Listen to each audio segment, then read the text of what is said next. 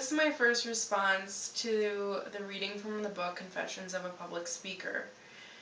So far in the book, it just gives a little bit of an introduction to public speaking, a little bit of background on the author, and some interesting facts. Something that I found really interesting was that the author mentioned that everybody has fear around public speaking, and that no matter how confident or experienced somebody appears to be, they still have these fears. He also mentioned that there are two types of speakers, those that are fearful and those that are liars. And to me this was very comforting, because I thought maybe that I was the only one that had this huge fear around it, and come to find out that everybody has it, and if they say that they don't, then they're lying.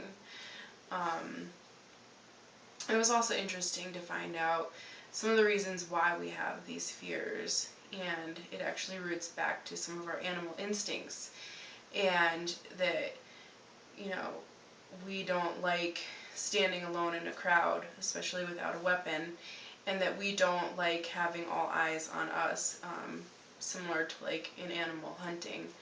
So it was pretty neat to realize that there are real reasons why these anxieties come up. I also thought that it was really interesting that biologically the body cannot tell the difference between fear and excitement.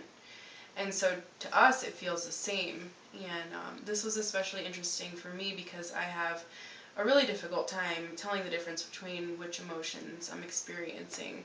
And to kind of know that I can choose whether or not I'm going to be excited or fearful of speaking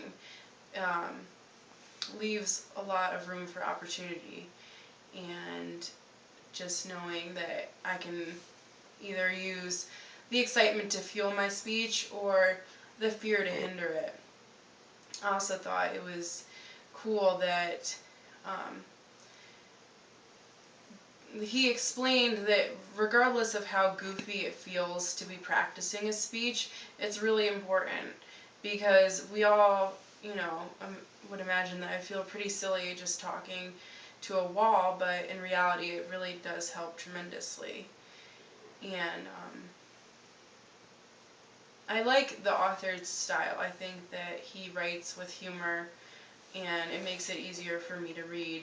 And he also has kind of like a comforting way of talking. And so after reading these first two chapters, I feel less anxiety around public speaking. I think that it helps a lot knowing that everybody has these fears, that there's a reason why we have them, and that we get to kind of choose whether or not we're going to be excited. And he gives a lot of helpful tips on how to better prepare yourself. So far I like the book.